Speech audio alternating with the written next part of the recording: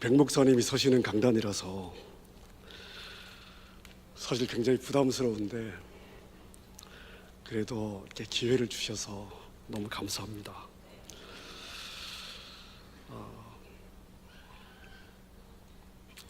저는 한국을 떠난 지 30년 됐습니다. 30년 꽉 차가고요. 시드니에서 7년 공부를 하고 또 미국 미시간에서 3년, 부목생활 10년, 또 교회 개척하고 10년이 되었습니다.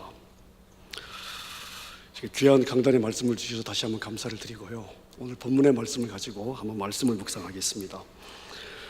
예전 동아일보에 요즘도 고바오 영감이 나오는지는 잘 모르겠습니다만은 제가 한국을 떠나기 전에 동아일보를 볼 때마다 고바오 영감을 참 이렇게 즐겨 보았습니다. 하루에 이런 만화가 실렸는데요. 고바오 영감이 어느 날 낮잠을 자고 있었는데 손주가 빨간 매직펜을 들고 와서 할아버지 안경에 빨간 매직펜을 칠했습니다. 그리고 할아버지를 발로 뻥 차고 자기는 도망갔는데 갑자기 자다가 깬 고바오 영감이 눈을 떠보니까 온통 세상이 어떻습니까? 온통 세상이 빨갰습니다. 그래서 고바오 영감은 불이 난 줄로 생각을 하고 불이야! 그러면서 뛰쳐나갔습니다. 자, 실제 불이 났습니까? 실제 불이 나지 않았습니다. 하지만 빨간 매직 안경을 쓰고 있는 고바오 영감은 실제 불이 났다고 믿고 불이야 소리를 외치며 나간 것입니다. 자, 여러분, 그렇다면 내가 옳다고 믿는 그 확신이라는 것이 얼마나 위험할 수 있습니까? 사실 우리가 옳다고 생각하는 많은 것들이 내 안경으로, 내 관점으로 본 결과물일 때가 많이 있습니다. 그래서 내가 어떤 안경을 쓰고 역사를 바라보며, 내가 어떤 안경을 쓰고 사건을 바라보며, 내가 어떤 안경을 쓰고 인생을 바라보며, 내가 어떤 안경으로 내 환경과 나를 바라보느냐가 나의 운명을 결정할 수 있습니다. 대부분의 사람들은 경험의 안경을 가지고 살아갑니다.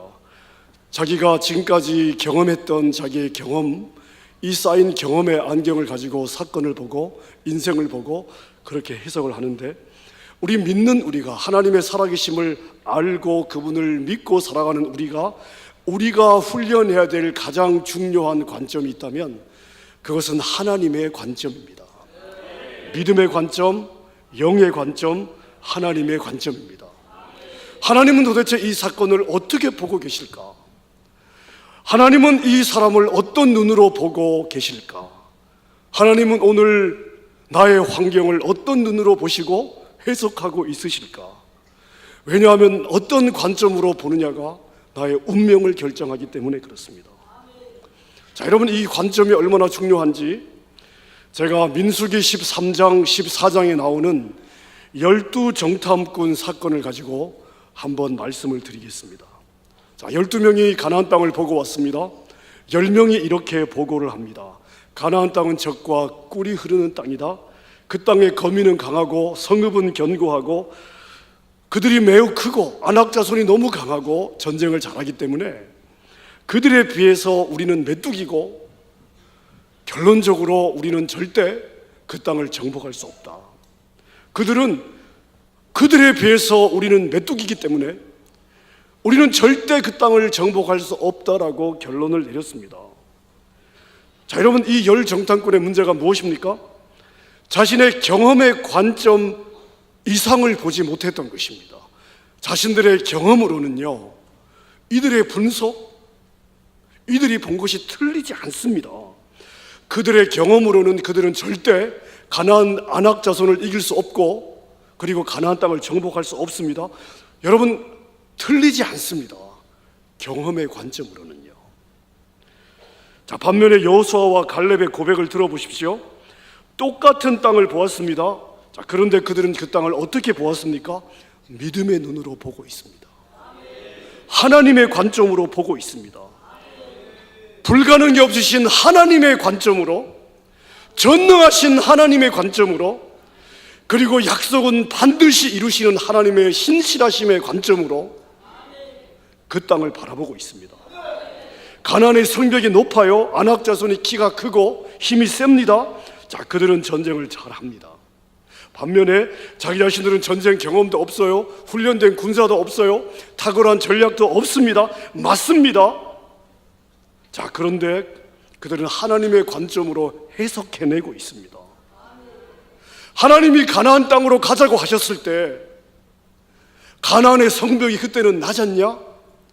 아낙 자손들이 전쟁을 그때는 못했다가 하나님이 자기 백성들을 광야로 데리고 나오니까 갑자기 가나안의 성벽이 높아졌으며 별로 잘하지 않던 아낙 자손의 키가 커지고 강해졌냐고요? 아니지 않습니까?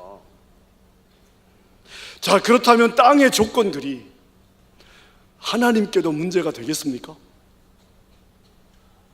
우리의 마음을 꺾게 만드는 땅의 장애물들이 하나님께도 문제가 되겠습니까?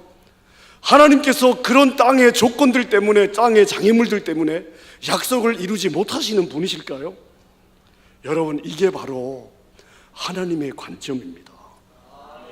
경험의 관점과 하나님의 관점, 이게 결국은 그들의 운명을 결정을 했습니다. 저는 제가 이 본문을 읽을 때마다 제 마음에 납득이 되지 않는 부분이 있었습니다. 백성들의 입장에서 한번 생각을 해보니까요, 너무 억울한 겁니다. 나는 직접 가서 본 것도 아니에요. 보고 온 사람 중에 10명이 그렇다니까 나는 그런 줄 알고 반응을 했어요. 근데 하나님께서 너희들 가나안 못 주겠다, 광야에서 다 죽으라고 하시니까 그냥 제가 볼 때는 그들의 입장에서는 좀 억울할 수도 있었겠다. 하지만 제가 이 말씀을 묵상하고 또 묵상할수록, 또 제가 목회 현장에서 많은 성도님들의 그 관점이 주는 삶의 반응들과 태도들을 제가 보면서, 아, 하나님은 옳으시구나, 이렇게 제가 인정하지 않을 수가 없었습니다. 자, 여러분, 믿음의 시각을 가진 사람은요, 육신의 시각을 가진 사람이 아무리 정확하게 분석하고 그럴듯하게 이야기를 해도 마음에 요동함이 없습니다. 왜냐하면 하나님은 땅의 조건에 매이지 않는 분이시기 때문에, 하나님은 전능하신 하나님이시기 때문에, 하나님은 자기의 약속을 반드시 지키시는 분이시기 때문에, 하나님은 자기의 백성들을 포기하는 일이 없으시니까요. 여러분, 그래서 이걸 아는, 믿는 사람은 육신의 사람이 아무리 땅의 조건으로 그럴듯하게 정확한 분석을 해도 마음에 요동하지 않습니다. 흔들리지 않습니다. 그래서 하나님이 그들에게, 얘들아, 너희들 가나안 내가 못 주겠어, 40년 동안 광야 살다가 너희들 죽어야겠다. 그때 그들이 소리치지 않습니까? 하나님, 억울합니다.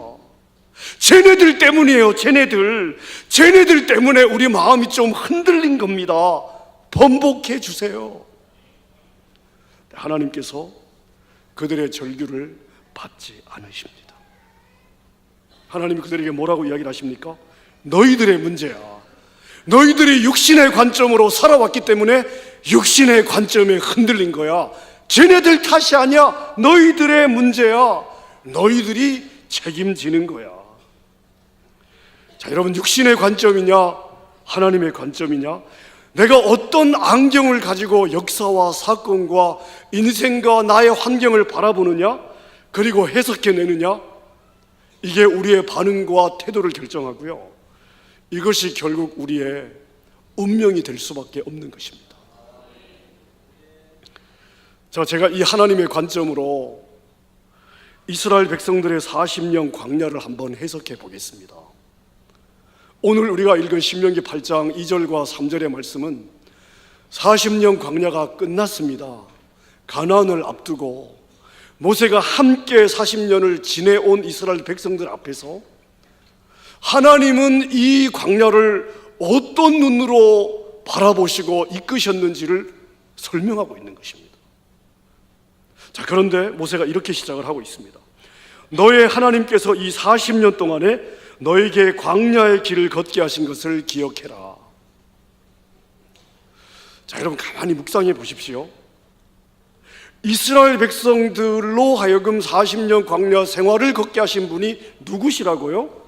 하나님이시래요. 너의 하나님께서 너희로 이 40년의 광야를 걷게 하셨어.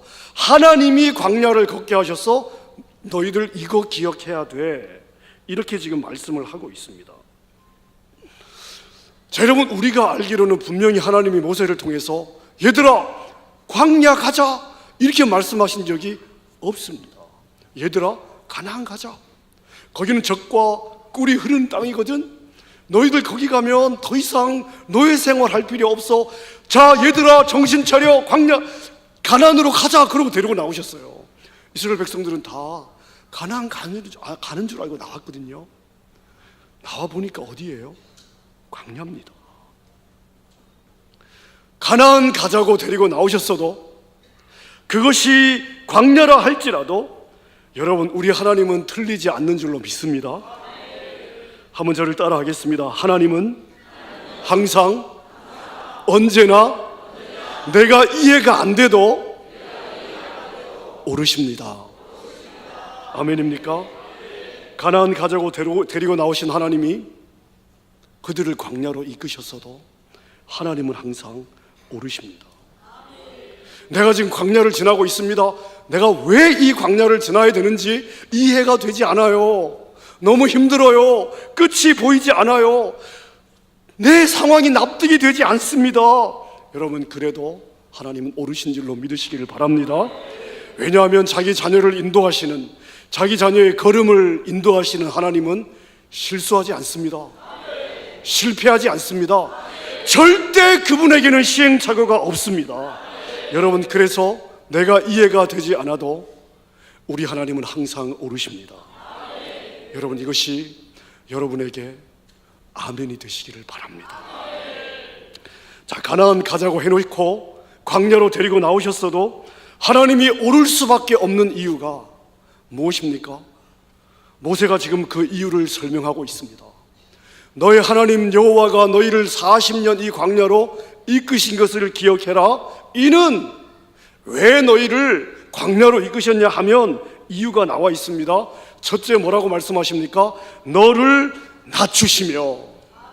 하나님은 그들을 광야에서 낮추시기를 원하셨습니다. 여러분, 사람이 한계 상황에 부딪혀 봐야 까불지를 않습니다. 내 힘으로 뭔가 잘 된다고 생각하면요, 우리의 본성은 그냥 까불게 되어 있습니다. 하지만 한계 상황, 밑바닥의 극한 상황까지 내려가 봐야 인생이 별거 아니라는 것을 알게 됩니다. 아, 내가 할 수 있는 것이 아무것도 없구나. 하나님의 은혜가 없으면 내가 할 수 있는 것이 아무것도 없구나. 그리고 하나님의 은혜가 임해야 그게 진짜 내 자격과 상관없는 하나님의 은혜인 줄 알게 되는 것이죠. 하나님은 이스라엘 백성들에게 이거 가르쳐주고 싶으셨던 겁니다. 또 이유가 있습니다. 너를 시험하사, 뭘 시험하고 싶으신 것입니까? 이스라엘 백성들의 속 마음을 알고 싶으신 거예요. 편안할 때 나오는 반응은 그 사람의 진짜가 아닙니다. 극한 상황에서 더 이상 보이지 않을 때, 이제 죽는구나, 이제 망했구나, 더 이상 길이 없구나, 이때 나오는 반응이 그 사람의 진짜예요. 하나님은 그 극한 상황 속에서도 이스라엘 백성들이 마음으로 하나님을 신뢰하는지, 앞이 보이지 않을 때도 하나님을 신뢰하는지 보고 싶으셨던 겁니다. 여러분, 다윗이 고백하잖아요. 여호와는 나의 목자시니 내가 부족함이 없으리로다.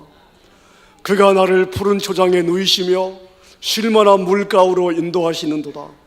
사울 왕에게 쫓기고 있습니다. 언제 죽을지 모르는 상황이지만 다윗의 마음에 어떤 믿음이 있냐 하면요, 여호와가 나의 목자라는 것입니다.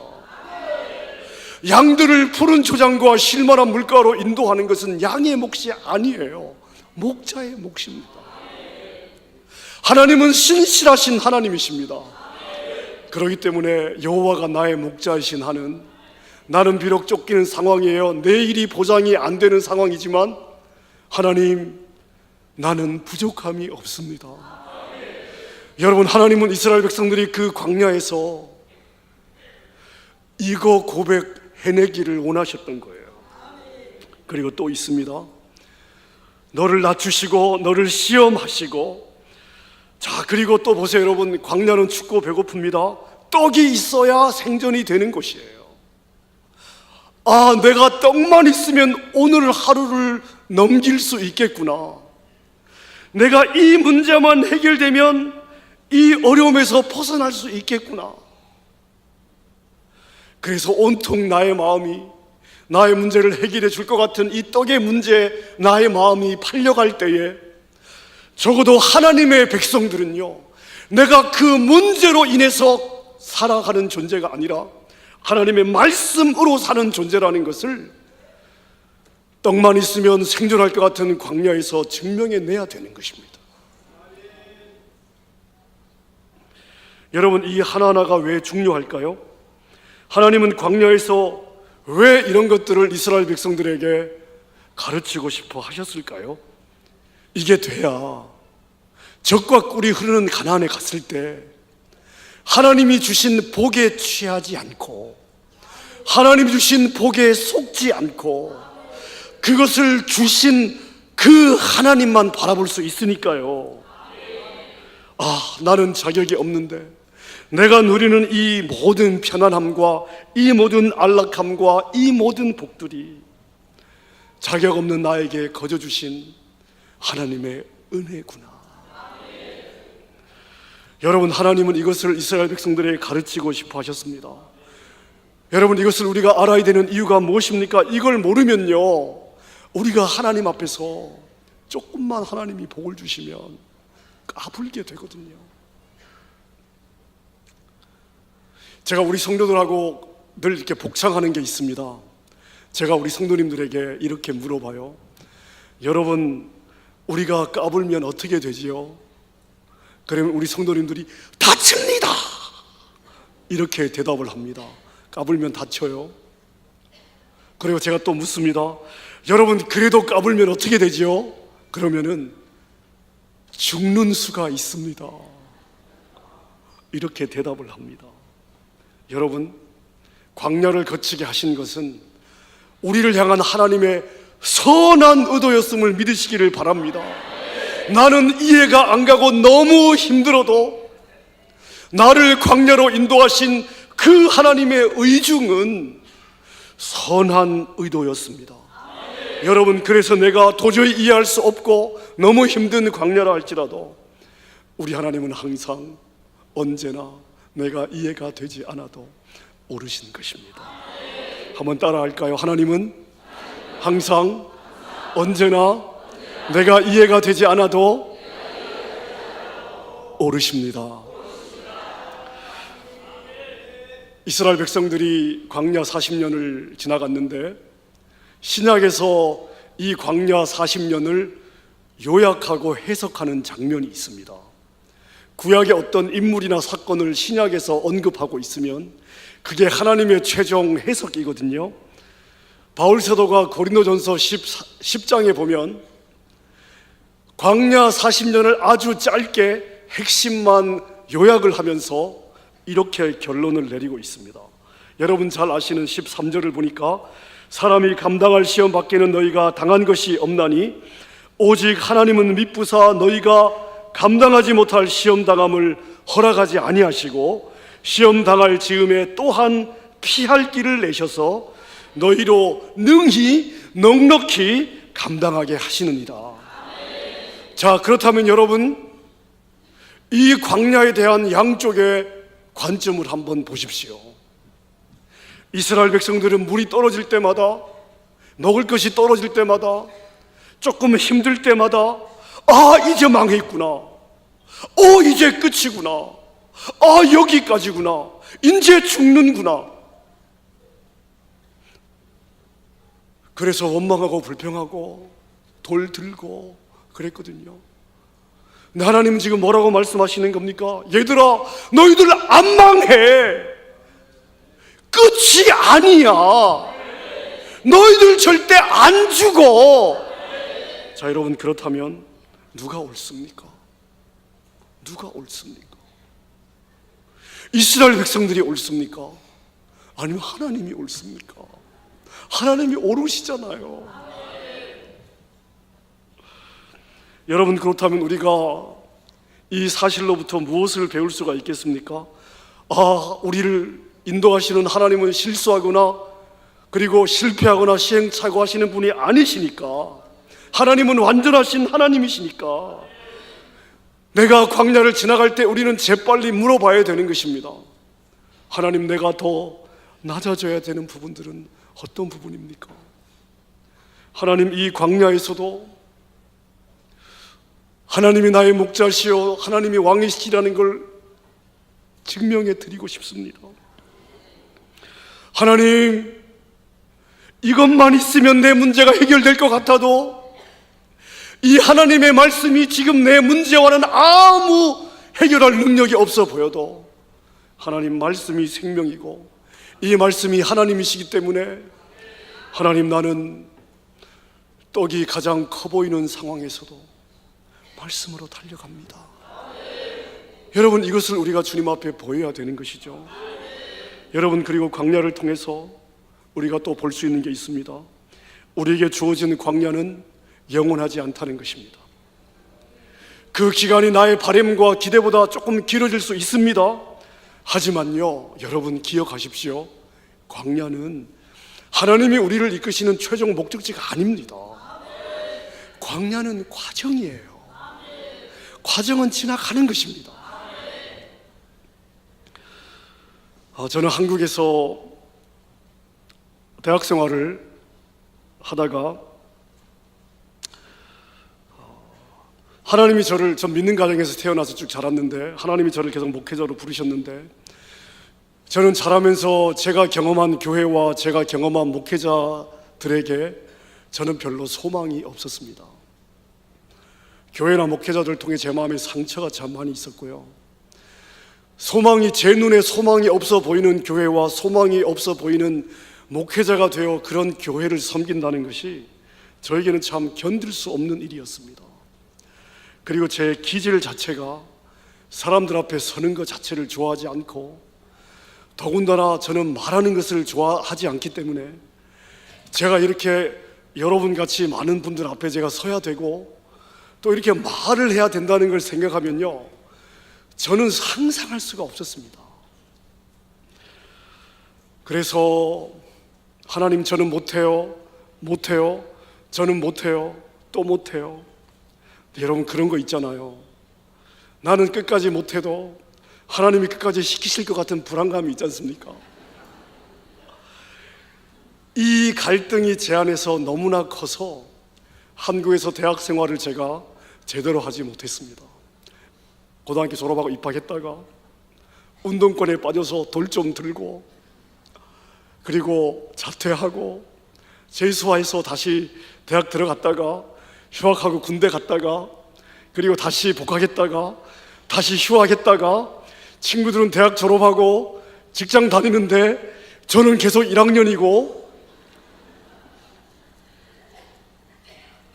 그래서 제 상황을 제가 도피하기 위해서 유학을 가기로 결심을 하고, 저를 아는 사람이 아무도 없는 호주를 선택해서 시드니로 제가 출발을 했습니다. 떠나기 직전에 하나님이 저를 만져주셔서 신학을 하기로 결심을 하고, 이제 시드니에 내리면서부터 늦은 나이에 친구들은 직장생활을 하는데 저는 대학 1학년부터 제 삶을 해외에서 새롭게 시작을 하게 되었습니다. 저는 홀 어머니 밑에서 자랐기 때문에 집에서 어떤 도움을 받는 것은 저에게는 가능한 일이 아니었고요. 저는 시드니에서의 7년과 미국 미시간에서의 3년, 10년의 유학 생활 기간 동안에 저는 제가 몸으로 뛰어 돈을 벌어서 학비랑 기숙사비, 제 삶의 모든 필요를 채워야만 됐습니다. 그때마다 제가 신명기 8장 2절 3절의 말씀을 제가 읽으면서 저는 이 말씀으로 저의 광야를 해석했습니다. 힘들 때마다, 앞이 보이지 않을 때마다, 내가 과연 이곳에서 생존할 수 있을까? 제 마음에 정말 이 불안감이 몰려올 때마다 저는 나의 광야를 이 신명기 8장의 말씀을 붙잡고 이렇게 해석했습니다. 나는 잘 될 수밖에 없어. 왜냐하면 하나님이 나를 가나안으로 이끄실 거니까. 오늘 나의 이 광야는 최종 목적지가 아니야. 이 광야는 과정이야. 내가 지금의 이 과정이 이해가 안 가도 하나님은 항상 오르셔. 왜냐하면 하나님이 내 걸음을 인도할 때 나의 하나님이 실수할 리가 없고 실패할 리가 없고 그분이 시행착오에서 나를 여기다 데려놨을 리가 없으니까 하나님이 항상 오르시니까 여러분, 저는 저의 광야를 이렇게 세 가지로 정리하면서 그 광야의 시간을 보냈습니다.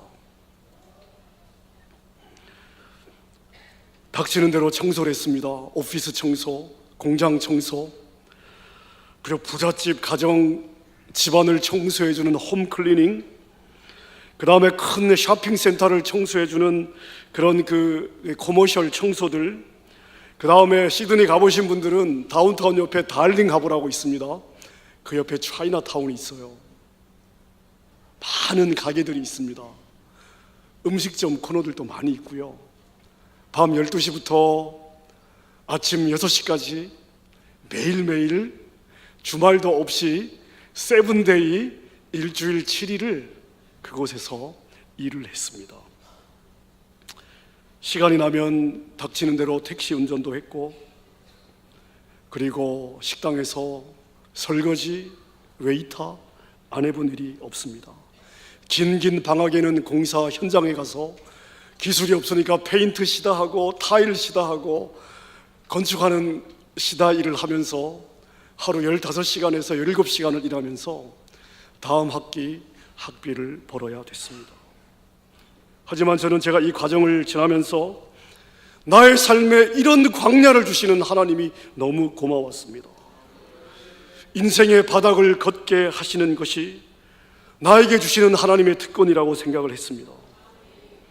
몸은 부서질 것 같아도 늘 싱글벙글 웃고 다니니까 제가 섬겼던 교회 성도님들이 저에게 스마일맨이라고 별명을 붙여주셨습니다. 저는 일부러 웃은 적이 없는데 그분들은 제가 항상 웃는다고 말씀을 하시더라고요. 여러분, 얼마나 감사입니까? 얼마나 감사입니까? 저는 마음이 꺾일 때마다 나는 잘 될 수밖에 없어.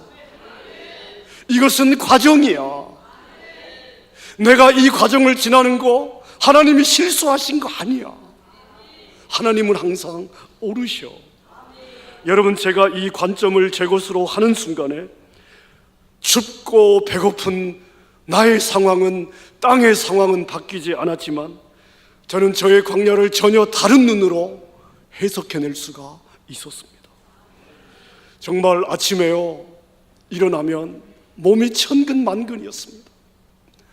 저녁에 늘 3시간에서 5시간씩 노가다를 하고 저녁 9시쯤 기숙사로 돌아오면, 일해보신 분들은 아시겠지만 노가다로 흘리는 땀과 운동으로 흘리는 땀이 다른 거 아시지요? 해보신 분들은 아십니다. 9시쯤 기숙사로 돌아와서 저희 신학교가 시드니 대학 안에 있습니다. 시드니 대학 캠퍼스를 30분씩 40분씩 전력 질주를 하면서 저는 외쳤습니다. 아무도 없는 캠퍼스에서 하나님, 나는 잘 될 수밖에 없습니다. 왜? 하나님의 사랑받는 아들이니까요. 하나님, 이것은 과정이죠. 하나님, 나는 이해가 안 돼도 하나님은 항상 오르십니다. 여러분, 저는요 그렇게 캠퍼스를 뛰면서 나의 광야를 하나님의 관점으로, 때로는 이 고백이 제 마음에 설득이 안 될 때도 있었지만, 그러나 믿음으로 선포하고 믿음으로 고백하면서 과정들을 지냈습니다.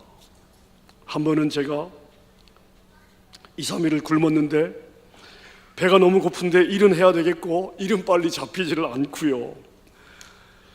학기 중에는 기숙사에서 먹여주고 재워주니까 학비를 좀 안 내도 먹고 자는 문제는 해결이 되는데 방학을 하면은 다 나와야 되거든요. 그럼 따로 집을 얻어야 되는데 그럴 여력이 안 되니까 저는 그냥 제가 섬겼던 교회 강대상 밑에 침낭을 가지고 와서 수많은 밤을 보냈고요. 그리고 교회까지 갈 기름이 없으면 저희 기숙사 뒤편 주차장에 차를 세우고 그 차 뒷견에 제 몸을 맡기고 수많은 밤을 보냈습니다. 저에게 5불이 있으면 저는 딸기잼 한 병과 식빵 하나를 사면 일주일을 쪼개서 일주일을 살았습니다. 한 번은 돈이 없어요. 2, 3일을 굶었는데 배가 너무 고파요. 눈이 희미해지고 머리에서는 식은땀이 나고. 근데 저희 학교 기숙사 바로 옆에 도서관 바로 옆에 맥도날드가 하나 있었습니다. 맥도날드에서 감자칩 굽는 냄새가 솔솔솔솔 열린 유리창으로 올라오는데 속이 뒤집히더라고요. 제가 인식하지 못하는 사이에 저의 걸음이 그 맥도날드를 향하고 있었습니다. 그 맥도날드 매장 앞에는 항상 이렇게 큰 둥그런 큰 쓰레기통이 걸려 있어가지고 이렇게 흔들흔들 거리는 큰 쓰레기통인데 우리가 맥도날드 가서 햄버거랑 감자칩이랑 음료수 콤보로 시키고 감자칩 안 드시는 분들도 꽤 있으시거든요. 근데 갔더니요 봉지 2개가 있는 거예요. 그래서 누가 볼세라 얼른 봉지 그 2개를 가지고 학교 정원에 와서 제가 펼쳐보니까 역시 제가 기대했던 대로 손도 대지 않은 따끈따끈한 감자칩이 안에 들어있었습니다. 봉지를 여니까 감자칩 냄새가 올라오는데요 3일을 굶은 위장이 뒤집어지고 헛구역질이 막 나오기 시작하는데 급히 하나를 꺼내서 제가 입에 물었습니다. 입에 무는 순간에 눈물이 왈칵 쏟아지는 거예요. 눈물이.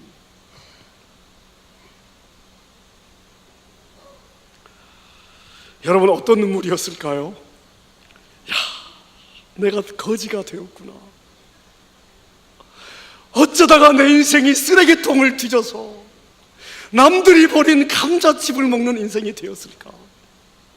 여러분 제 신세가 처량해서 나온 눈물이 아니고요 하나님이 내 인생에 이런 복된 광야를 주셔서 이런 밑바닥을 경험하게 하시는 것이 너무 고마웠어요. 여러분 모든 사역자에게 주시는 특권이 아니잖아요. 저를 향한 하나님의 배려라고 그 주님의 저를 향한 사랑과 배려가 제 가슴에서 올라오는데 눈물이 나와서 씹을 수가 없었습니다. 하지만 먹어야 되니까 감자칩 하나를 제가 입에 넣고 꼭꼭 힘을 주어 씹어 먹으면서 저는 결심했습니다. 하나님, 제가 제 평생 목회하는 동안에 이런 인생 광야를 걸어가는 성도들을 잊지 않겠습니다. 이런 광야에서 눈물 흘리는 성도들의 눈물을 제가 외면하지 않겠습니다. 제가 10년의 유학생활을 마치면서 나는 도대체 이 10년을 통해 무엇을 배웠을까 정리해 보니까 2가지로 정리가 되더라고요. 첫째는 하나님께는 불가능이 없다. 나의 하나님은 전능하신 분, 불가능이 없다. 그분이 뚫으면 막을 자가 없고 그분이 막으면 뚫을 자가 없는 전능하신 하나님이시기 때문에 나는 절대로 중간에서 포기하지 않는다. 저는 이것을 배웠고요.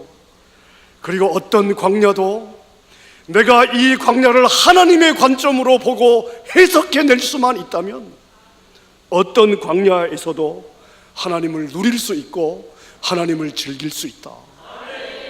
저는 광야를 통해 이 2가지를 배웠습니다.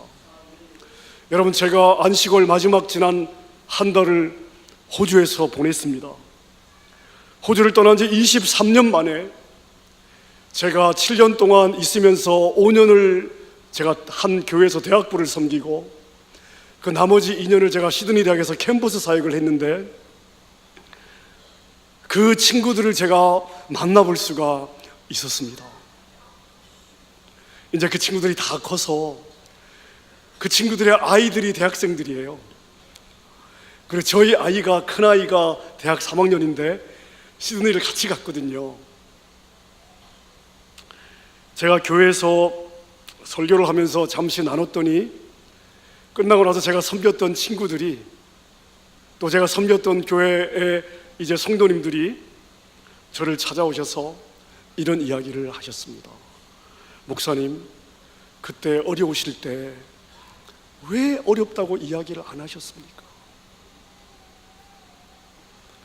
목사님이 어려우실 때 왜 어렵다고 이야기를 안 하셨습니까? 제가 이렇게 대답을 했습니다. 저는 시드니 공항에 내릴 때 하나님의 부르심에 제가 순종은 하겠지만 저는 가진 것이 없습니다. 하나님이 내 생존을 책임져 주십시오. 하나님, 이 기간이 얼마일지는 모르지만 사람에게는 절대 나의 생존과 관련해서 절대로 아쉬운 소리 하지 않겠습니다. 하나님과 승부 낼 테니까 하나님이 내 생존을 책임져 주십시오. 여러분, 이것이 제가 시드니 생활을 시작하는 공항에 내리면서 제가 하나님께 서운하고 결단했던 제 마음의 결단인데, 여러분, 만약에 저에게 돈이 충분히 주어졌다면 어떻게 제가 그 밑바닥 생활을 해보며 광야에서 만날 수 있는 그 하나님을 제가 어떻게 내 눈으로 보고 내 손으로 만지고 내 온 몸의 세포가 그분을 경험할 수가 있었겠습니까? 여러분, 저는 그 즐거움을 놓치기가 싫었습니다. 하루하루가 오늘 내가 경험하게 될 하나님 때문에, 오늘 내가 호흡하게 될 그분의 영 때문에 여러분, 3시간, 4시간을 자지 못하고 일어나야만 됐었지만 한 번도 침대에서 저는요 민기적거린 적이 없습니다. 오늘 경험하게 될 하나님이 너무 기대가 되어서요. 몸은 천근만근인데 용수철처럼 그 주님만 생각하면 저의 심장이 벌떡거리고, 여러분, 그것을 제가 어떻게 포기할 수가 있었겠습니까? 여러분 가운데 남들이 알 수 없는 고난의 광야를 지나가는 분들이 있을 겁니다. 때로 너무 힘들고 내가 버텨낼 수 없을 것 같고 내가 왜 이 고난을 지나가야 되는지 이해도 되지 않고 끝이 보이지 않아 마음이 더 낙심이 될 때, 여러분 기억하십시오. 여러분은 하늘의 통치자 전능하신 하나님의 사랑받는 아들과 딸입니다. 여러분은 잘 될 수밖에 없습니다. 지금 여러분의 광야는 최종 목적지가 아니에요. 과정인 줄로 믿으십시오. 과정일 뿐입니다. 여러분, 이 과정 하나하나가 쌓여서 하나님이 계획하신 영광스러운 나의 내일로 하나님이 나를 이끌어 가시는 것입니다. 여러분, 그래서 과정을 신뢰하세요. 이해가 안 되는 오늘이 과정이라고 믿으시고 이 과정도 하나님의 손에 있음을 믿으시고 지금 하나님이 이 과정도 눈동자처럼 보고 있으심을 믿으시고 여러분, 이 과정을 신뢰하십시오. 제가 저의 광야 기간 동안에 붙들었던 두 말씀이 있습니다. 우리가 읽었던 신명기 8장 2절과 3절의 말씀을 저는 붙들었고요, 이사야 40장 27절의 말씀을 붙잡았습니다. 마음이 힘들 때마다, 끝이 보이지 않을 때마다, 몸이 너무 힘들어서 내가 과연 오늘은 일을 할 수 있을까 생각이 들 때마다 저는 신명기 8장을 펴들었고 이사야 40장의 말씀을 펴들었습니다. 때로는 제가 뚫어내야 될 상황이 도저히 자신이 없어서 이 말씀을 읽고 또 읽고 또 읽어도 이 말씀이 설득이 되질 않아요. 그럴 때마다 이 말씀이 내 안에서 아멘으로 설득이 될 때까지 포기하지 않고 말씀을 붙잡았습니다. 이사야 40장 27절 이하의 말씀을 보면 절망에 빠진 이스라엘 백성들을 향해서 하나님 이렇게 말씀을 하십니다. 야곱아 어찌하여 내가 말하며 이스라엘아 내가 이르기를 내 길은 여호와께 숨겨졌으며 나의 송사는 내 하나님에게서 벗어난다 하느냐. 너는 알지 못하였느냐 듣지 못하였느냐.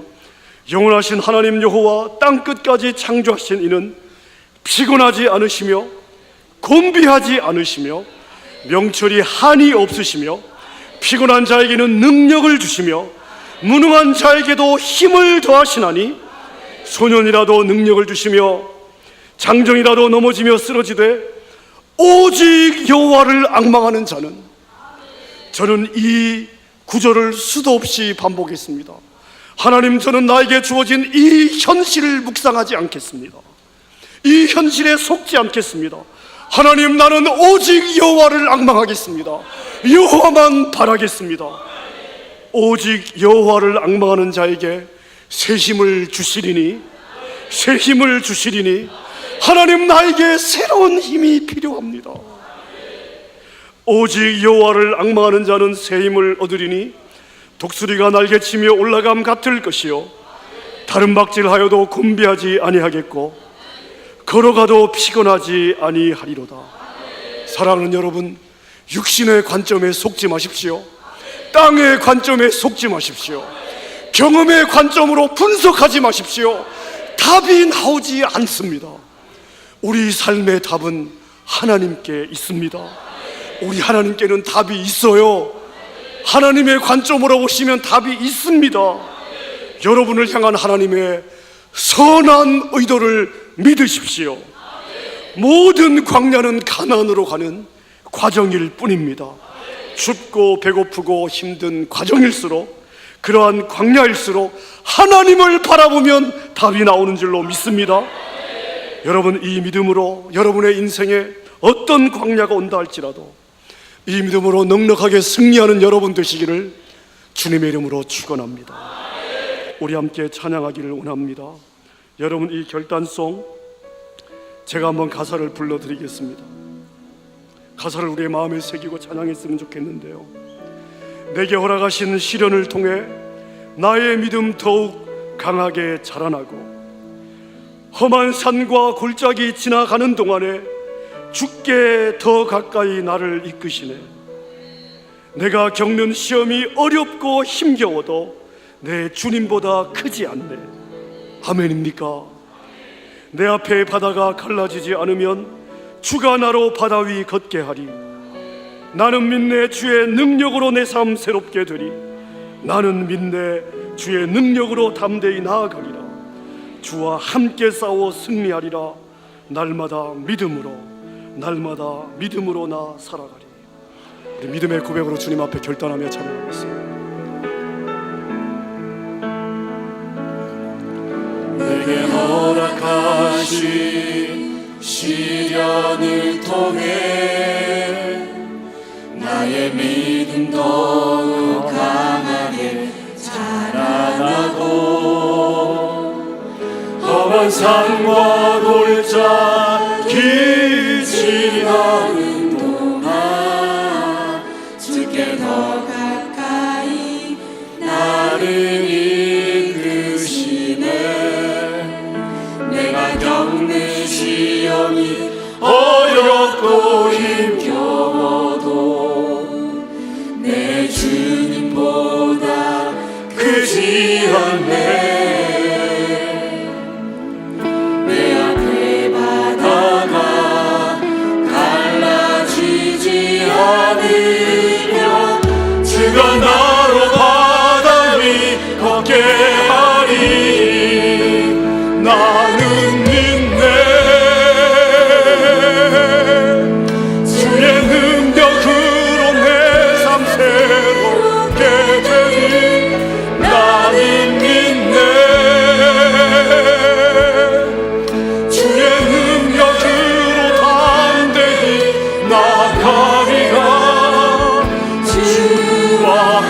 함께 싸워 승리하리라.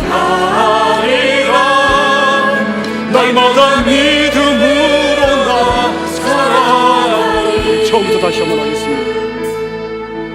내게 허락하신 시련을 통해 나의 믿음 더욱 강하게 자라나고 험한 산과 골짜기를 지나는 동안 주께 더 가까이 나를 이끄시네. 내가 겪는 시험이 어렵고 힘겨워도 내 주님보다 크지 않네. 내 앞에 바다가 갈라지지 않으면 주가 나로 바다를 걷게 하리. 아멘. 나는 믿네. 주의 능력으로 내 삶 새롭게 되리. 나는 믿네. 주의 능력으로 담대히 나가리라. 주와 함께 싸워 승리하리라. 날마다 믿음으로 나 살아. 다시 한번 선포하십시오. 나는 믿네. 나는 믿네. 주의 능력으로 내 삶 새롭게 되리. 나는 믿네. 주의 능력으로 담대히 나가리라. 주와 함께 싸워 승리하리라. 날마다 믿음으로 나 살아. 날마다 믿음으로, 날마다 믿음으로 나 살아. 날마다 믿음으로, 날마다 믿음으로 나 살아가리. 이 시간 우리 한번 합심으로 기도했으면 좋겠습니다. 여러분, 우리의 과거를 돌아보면 육신의 관점, 경험의 관점으로 보고 얼마나 많이 낙심했습니까? 얼마나 많이 좌절했습니까? 더 이상 방법이 없다고 마음 꺾이고 불평하며 원망했던 때가 얼마나 많이 있었습니까? 여러분, 우리 하나님은 전능하신 분이에요. 이것을 믿어야 됩니다. 하나님이 풀지 못할 문제가 없습니다. 이것을 믿어야 됩니다. 여러분, 우리가 광야에서 이것을, 우리의 믿음을 주님 앞에 보여야 되는 것입니다. 이 시간 여러분, 우리 결단하실 때 하나님, 이제는 내가 경험의 관점 붙잡지 않고 하나님의 관점 붙잡겠습니다. 나의 상황을 하나님의 관점으로 해석하고 믿음의 반응을 보이겠습니다. 하나님, 나의 광야는 과정이고 하나님은 오르시며 반드시 나를 잘되게 하실 줄로 믿습니다. 하나님, 나의 이 인생이 이러한 믿음의 걸음 되게 하여 주시옵소서. 우리 한번 결단하며 합심으로 기도하겠습니다. 살아계신 하나님 아버지, 그렇습니다.